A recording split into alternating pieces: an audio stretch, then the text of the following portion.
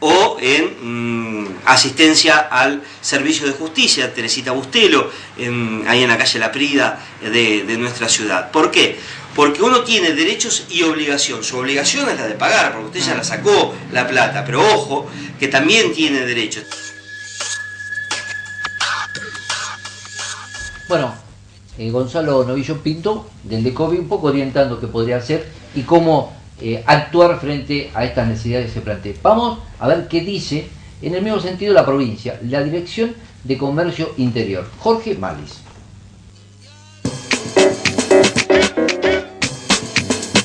Entendemos que se canaliza a través de un circuito oficial de bancos que dependen de la fiscalización que ejerce el Banco Central a través de la Ley de Entidades Financieras. Digamos que es la parte oficial en cuanto al régimen de toma de dinero y préstamo de dinero. En forma simultánea, el circuito financiero se canaliza a través de financieras que están también inscritas con personería jurídica, pero sin la facultad de tomar dinero del público, sino que se dedican a prestar.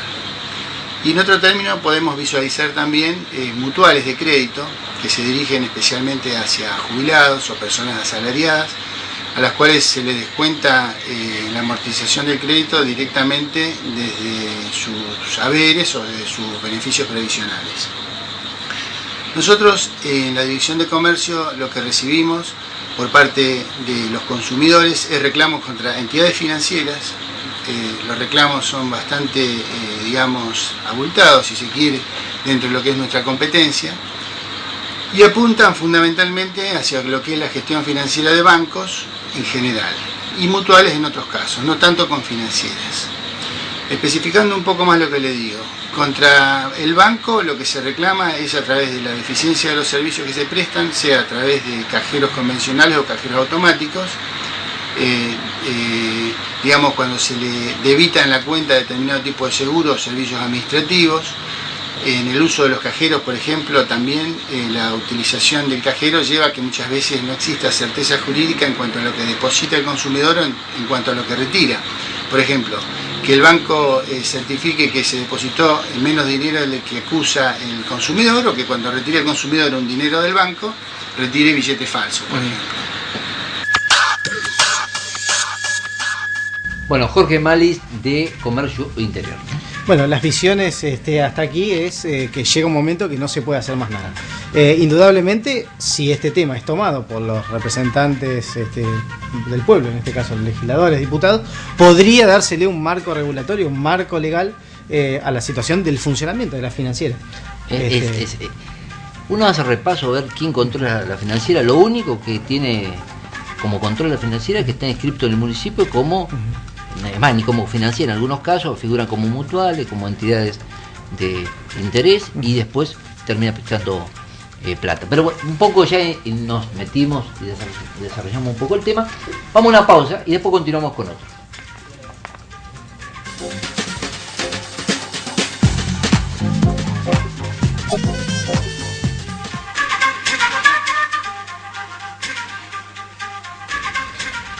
Antes de cerrar el programa, por supuesto, vamos a hacer un resumen de todos los llamados de la participación de todos ustedes en las redes sociales y, por supuesto, los mensajes que han ido llegando a propósito del tema que planteaba Adrián, el núcleo central de hoy, sobre el tema de las financieras y la deuda privada en la ciudad de Viedma. Pero, como lo anticipábamos, también vamos a hablar un poco de política hoy desde un costado distinto.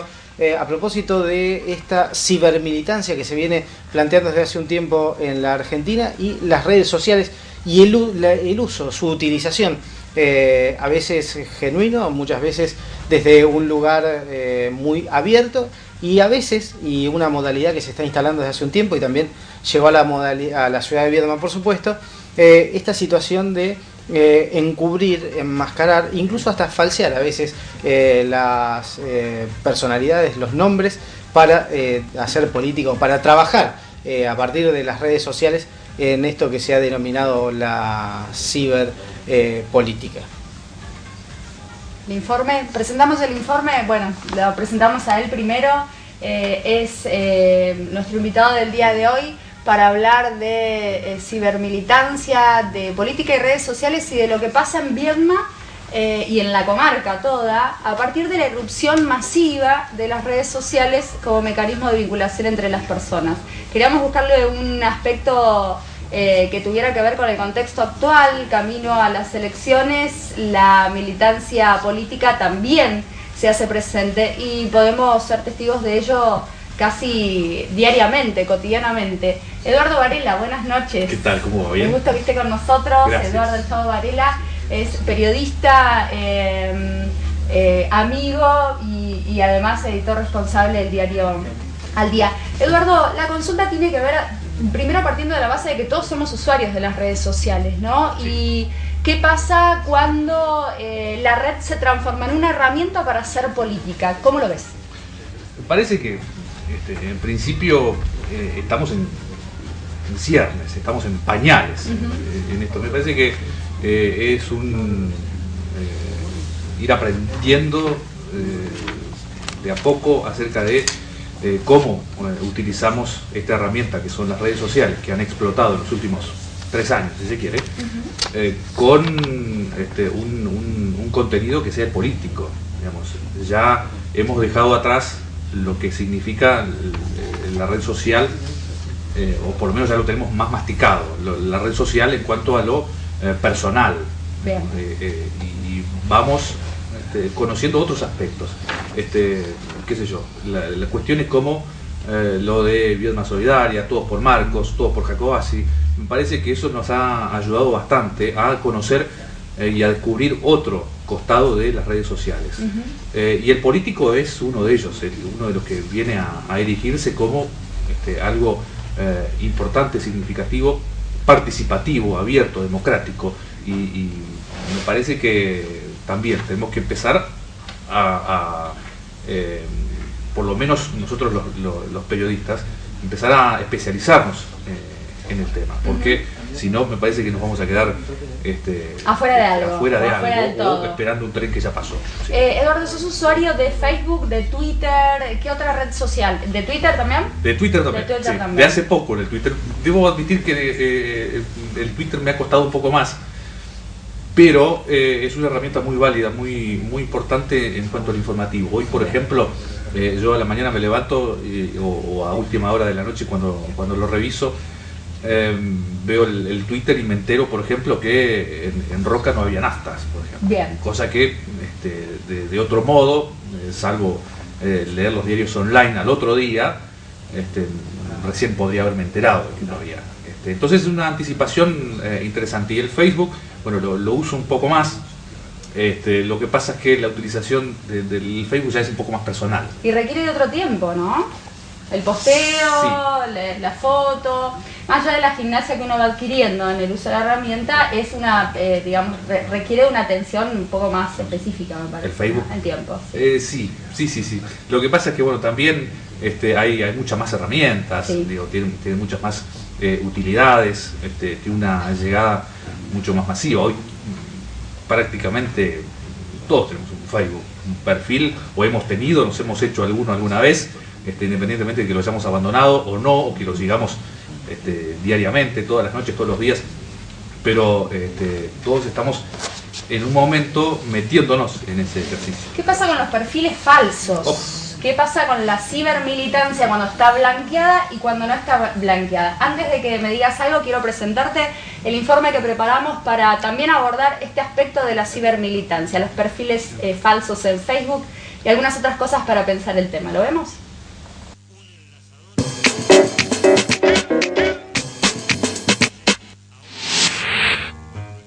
Las redes sociales transformaron la forma de vincularse, de conocer gente para citas, de compartir reflexiones, fotos personales, experiencia laboral, de acceder a información que circula por el mundo virtual.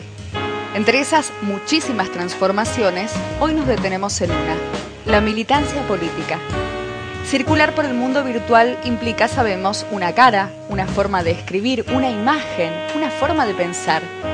La identidad de los usuarios de Internet es una identidad recreada. En la red no importa quién es uno en la vida real, sino que aparece la posibilidad de reconfigurarse, de ser un alguien, tal vez similar al cotidiano, tal vez diferente. En ese contexto, en tiempos electorales, emerge la política en la red.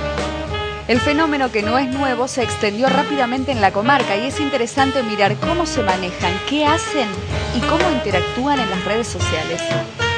Además de los referentes políticos, los candidatos y los gobernantes, existe una categoría de usuario de Internet a quien le interesa la política, que específicamente destina una parte importante de su tiempo para militar en la web. Puede ser militancia abierta y declarada, puede ser militancia oculta y camuflada. Perfiles falsos, comentarios subidos de tono, ofensas, críticas despiadadas, grupos que proponen no votar a uno o juntar firmas virtuales para otro. ¿Cuál es el escenario en la comarca? Sumamos a este bloque de agenda pública para hablar de la cibermilitancia, de las redes sociales y la utilización de estas nuevas herramientas en política a un docente universitario y también consultor, un especialista en la materia. José Luis Tarico está con nosotros, ha venido desde Córdoba, está en Viedma dictando algunos talleres y lo pudimos convocar y pudimos contar con su presencia. Buenas noches, José Luis. Buenas noches, gracias por Bienvenido. invitarme. Espero Gracias. que estés muy cómodo también con Eduardo ahí. Sí, ya que sí. Bueno, sabemos que es tu materia, es tu métier. Has ahondado Aparte, sí. en el análisis de la cuestión de la cibermilitancia. Sí, sí. ¿La comarca te sorprende? ¿Conocés? ¿Sabés de qué? En general, el fenómeno se ha generalizado. Es un fenómeno, yo diría, horizontal o transversal, como quieran. Es un fenómeno que cruza la sociedad. Y eso tiene que ver por el acceso a las nuevas tecnologías. Es decir, hoy, con la generalización de las ciudades digitales, como se está empezando a vivir aquí en Viedma, pero muchas ciudades ya tienen wifi gratis, eso hace que el acceso sea cada vez mayor. Y a su vez, frente a generaciones que ya empiezan a votar, a tomar decisiones, chicos que antes tenían 15, 16 años, hoy tienen 18, ya llevamos unos 15 o 20 años de la instalación de las nuevas tecnologías en los usos y costumbres cotidianos. Estamos frente a lo que llamamos nosotros la sociedad digital en toda su dimensión, porque hay actores que ya forman parte de esa sociedad de modo natural. Cualquiera Los de nativos. los nativos digitales, o lo que algunos denominan como la generación Google, Bien. digamos. Los que nacieron cuando Internet ya existía. Exactamente. Y que van a ser el 70 al 80% de los electores del 2015 en la Argentina. ¿Y eso está comprendido hoy por los partidos políticos? Es decir, ¿lo ustedes están utilizando en consecuencia? Yo creo que lo empiezan a descubrir. Ahora bien, tiene, como todas las nuevas como toda tecnología, es un medio, no es un fin. Bien. Entonces presupone una cosa antes, que quienes no la utilizan con estrategia puede ser un boomerang. ¿Qué digo con esto? Son medios, ampliaciones de comunicabilidad, por supuesto son mucho más eficientes que los medios tradicionales, porque son interactivos, porque no hay un emisor privilegiado y un receptor pasivo, hay interacción, hay coparticipación.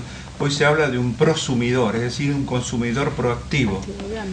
Digamos, hay una condición tecnológica que va creando una condición cultural. Por tanto, es eso lo que hay que ver. Ahora bien, la política no deja de estar por fuera del campo de las pulsiones, del poder y de las ideas. Y eso, aunque parezca que ha cambiado, sustancialmente no ha cambiado tanto. Por tanto, quien no tenga una estrategia de comunicación, es posible que tenga más exposición, digamos, pero no logre los resultados seleccionarios. ¿Me explico? El paradigma aquí lo instaló Obama, Barack Obama, el presidente de Estados Unidos, que descubre estas nuevas tecnologías y las utiliza a full en su campaña donde es elegido presidente. Finalmente es elegido presidente. Ah, bien, fíjense, la misma experiencia va a favor y en contra. Él es elegido presidente con una estrategia espectacular de páginas web, blog, Facebook, Twitter, una cantidad de call center que daban respuesta a millones de habitantes que se integraban a una discusión pública. Y eso le permite, digamos, crear un volumen de votantes a favor y una idea de apertura de la política que no había existido hasta entonces, yo diría, en el mundo. Pero ¿cuál es el problema? Él llega a la Casa de Gobierno y esa lógica tecnológica no la puede instalar en la Casa Blanca. El muchacho de la Casa Blanca le dice, no, seguridad, etcétera, etcétera. Digamos, usted, Barack Obama, tenga toda esta estructura por fuera, pero nosotros en la Casa Blanca no. Entonces, tiene como un gobierno paralelo. Quiero decirte con esto que hay otra discusión, que es pasar de los gobiernos, de la Internet de los gobiernos a lo que muchos llaman el Open Government, es decir, el gobierno abierto. Es decir, que este fenómeno está generando nuevos lazos de comunicación que a su vez van a impactar en los tipos de organización, política, social y estatal, por supuesto. Consulta para los dos, por la visión estratégica diferente y por el trabajo que hacen. ¿Es mucho más anárquica esta forma de militar y hasta de gobernar? Bueno, es anárquica si no hay estrategia. Si hay estrategia, está organizada. Lo que se hace hoy es usar todo. No hay medio que no se use. Medios masivos, televisión, radio, gráfica, internet, telefonía móvil, redes sociales y todo orquestado y coordinado. Si uno tiene contención del otro lado, es posible que haya mucho más debates. Desde el BAM hay mucho más debate porque uno abre un canal de ida y vuelta y entonces genera más polémica. El problema de esto es cuando yo no contengo lo que abro. Y eso ha pasado y está pasando con bastante frecuencia. En Viedma hay cibermilitancia, no utilización de las redes de parte de los referentes o gobernantes, sino cibermilitancia, ejércitos o grupos contratados para que accionen a través de la red. Bueno, yo no hablaría de ejércitos, me parece demasiado, pero sí creo que hay militancia. Y fíjate que en eso es como que lo nuevo se confunde, fluye con lo viejo. Y esto es lo que hay que entender. No hay ninguna tecnología nueva que sustituya viejas prácticas políticas. En todo caso la recicla. Vos puedes contratar un grupo de pago para que respondan frente a un Twitter, pero un grupo pago no tiene, por ejemplo, ideas políticas, entonces posiblemente te conteste cualquier cosa. Con lo cual tenés que hacer un control político. Por lo tanto, es más factible que haya militantes dando respuesta que haya técnicos contratados, ¿me explico? Lo ideológico y lo político no es vender un chocolate, no es vender una tecnología, no es lo mismo tener un call center para vender telefonía que construir un call center para construir una propuesta política. Lo ideológico no es un dato menor. Por tanto, yo creo que lo que hay es una cibermilitancia y me parece legítima. A mí me llama la atención y también me genera mucha inquietud cuál va a ser el papel o cuál, dentro de corto plazo, cuál va a ser el papel de los medios tradicionales, los medios de comunicación tradicionales, frente a esta tremenda interacción que proponen las redes sociales, donde la participación y la opinión están a cada momento y a cada rato. Los medios tradicionales, como los gráficos y los electrónicos, nos hemos ayornado, pero más que nada sin una especialización, me parece, sino más bien a los ponchazos. Es decir, está bien, estamos en internet, tenemos Twitter y Facebook, pero ¿qué hacemos con ello? ¿Cómo lo utilizamos? ¿Cómo canalizamos la participación en el caso de la radio, en el caso de la televisión? ¿Cómo canalizamos la participación del oyente, del televidente, del lector, en el caso de los medios gráficos, a través de esa red social? La tenemos, sirve, es masiva, pero muchas veces los medios de comunicación nos quedamos con lo que nosotros sabemos hacer solamente. Y me parece que es ahí un gran trabajo que deberíamos hacer de especialización. ¿Y cuál es el resguardo que se tiene a propósito de los perfiles apócrifos o denominados truchos, tanto para el periodismo, que tiene a la red social como una herramienta de información a veces, como para el ciudadano común, como para el votante? Yo me estoy acordando de un par de perfiles falsos políticos que se habían dado hace un par de meses nada más. Uno tenía que ver con el gobernador Sáiz, además. El de Soria en Twitter también. El de Soria en Twitter también. Perfiles contra perfiles, para hablar bien, para hablar mal. Me estoy acordando de algunos otros. Y también lo que está pasando en estos días, no vinculado con lo político, sino con lo personal, en donde hay perfiles de supuestas señoritas bastante agraciadas que piden agregarte en el Facebook, por ejemplo, y en estos días vemos cómo esa persona es amiga de cientos y cientos de personas en solamente un par de días. ¿Cuál es el objetivo? No sé. Acceder a determinada información en los perfiles de sus contactos, poder saber qué tráfico de información hay quizás, no sé. Hemos hecho un rastreo y algunas incluimos sí. en el informe para que también los incautos vayan van siendo precavidos, ¿no? Yo creo que, mira, esto pasó en la historia de los medios. Cada vez que llegaba un nuevo medio, cundía el pánico del medio anterior. Cuando llegó el cine, todos dijeron, murió la radio. Cuando llegó la televisión, dijeron, murió el cine y la radio. Cuando llegó internet, dijeron, acá muere todo. Y en realidad lo que va pasando es que todo se va incluyendo en redes tecnológicas, donde cada uno va encontrando su peso relativo.